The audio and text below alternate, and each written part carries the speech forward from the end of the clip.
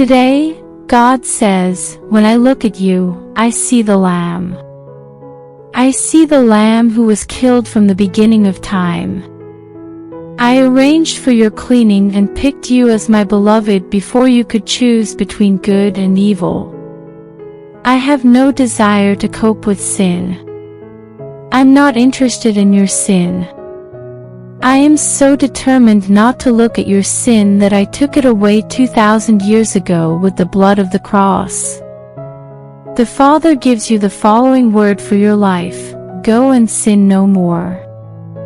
This is a possibility, not a demand.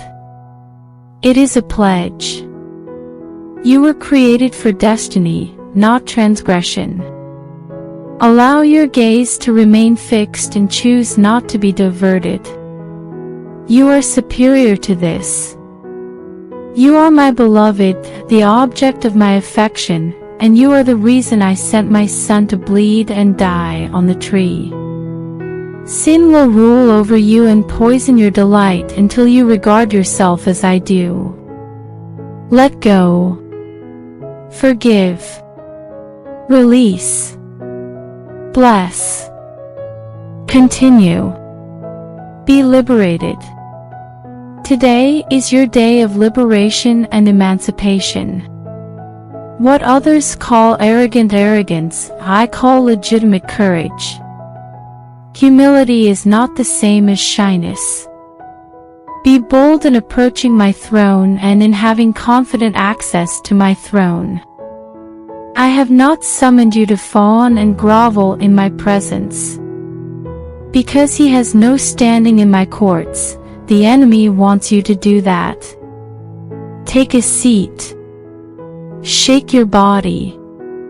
In my presence, accept the garment of entitlement that the purchase of the cross entitles you to. It is time, according to the Father, to go beyond the less than mindset and into the more than enough reality. You do realize that your perception of what a rascal you are and what a mess you are has nothing to do with my patience. I've dealt with far more heinous cases than you ever imagined. How much more will I use you, my darling, since I took the Apostle Paul, who knew he was the chief of sinners, and built the entire foundation of what my church became on the ashes of his shame. So give me your cooperation today, and we'll carry these things out together to a new day and fresh usefulness in my kingdom. Allow my quiet assurance to be your strength today. I am present wherever my word is found. There will be no need to react, panic, or respond to situations in your life that are contradictory to my promise as you allow my word to take shape and gestate on the inside of you. Allow the sinew of my strength to become the iron in your backbone, the flint in your brow, and the determination that nothing, or anyone, will get in the way of the tranquility that I have bestowed upon you this day, beloved. You are a power and a principality. You are more than a principality or a power, and you are more than a conqueror. But I have to spoon-feed you the kingdom attitude while I cleanse from your mind the restricting, religious rubbish that has been permeating your surroundings. Rest in me, says the Father, and your enemies will be cast down like stones into the rushing rivers of my justice. Do not be sidetracked by the enemy's rage, but rather be captivated by my love. My ability to deliver is only matched by my ability to deliver you from the enemy's wrath. Why would you believe the losing team? Asks the Father. You are aware that my DNA is the DNA of intrinsic success on the inside of you. No need to be concerned. There will be no more dread. No more wondering or pining over troubles that will never reach you, bind you, or take away what I have given you. Shake yourself, the Father urges. Shake yourself free from the python spirit's tentacles and coils, which would deny you what I died to deliver. I stand between you and disaster, bearing the sinews of my right hand on your side. The good war of faith is not a fair fight. I'm going to shove my foot in the enemy's throat and giggle as you pummel the daylights out of him. The Father declares that you have won. Stop being concerned. Today, the Father says, I don't want you to simply draw from my kingdom. I want you to walk, live, move, and exist in my domain. I'm not seeking a one-time visit. I have given you a permanent residence.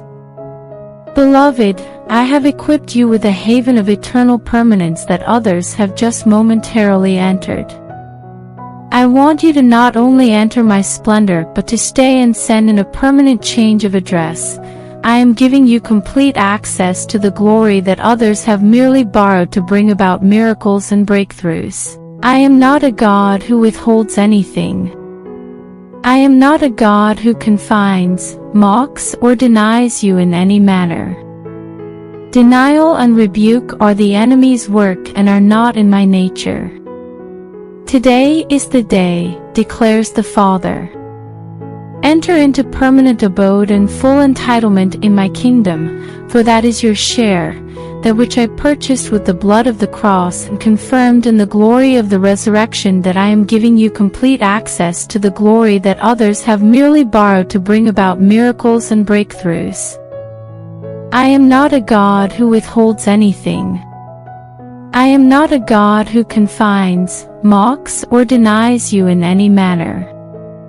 Denial and rebuke are the enemy's work and are not in my nature.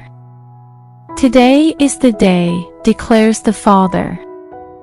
Enter into permanent abode and full entitlement in my kingdom, for that is your share, that which I purchased with the blood of the cross and confirmed in the glory of the resurrection. The Father claims that the ache is a prophecy. The ache in your heart is a prognosis for your life. Allow the devil, the adversary, to corrupt and distort the palpable, lively heartbeat of destiny that constantly paints paintings of the highest dreams fulfilled and greatest desires fulfilled on the canvas of your spirit. I don't do things half-heartedly, and I'm not the author of those flimsy survival methods you've tried to wrap your beliefs around. Believe in the impossible, says the Father. Be brave enough to set your expectations. The best, highest, and greatest. That is your share and my pledge for your life. Your citizenship is eternal. Your earthly citizenship is of secondary importance. You aren't a global citizen. You are a member of the kingdom. The saturation of my power in your life daily is determined by my rule, authority, and purpose. Nation-states rise and fall. Leaders come and go, but my administration and kingdom will continue indefinitely.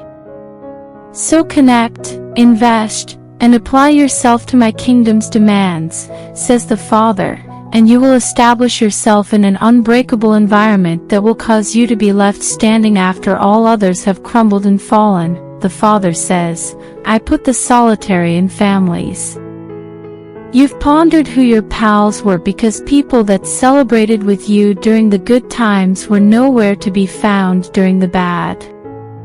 According to the Father, they did not change their hearts, they merely revealed who they were all along. Forgive. Release. Bless and proceed. I'm offering you partnerships with the character of, I will never leave you, I will never forsake you. You will be known, loved, and welcomed by your potential in Christ. Things are evolving.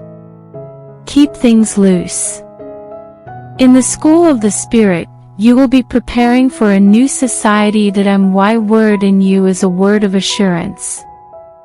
My word is one of assurance, acceptance, and approval. I accept you completely.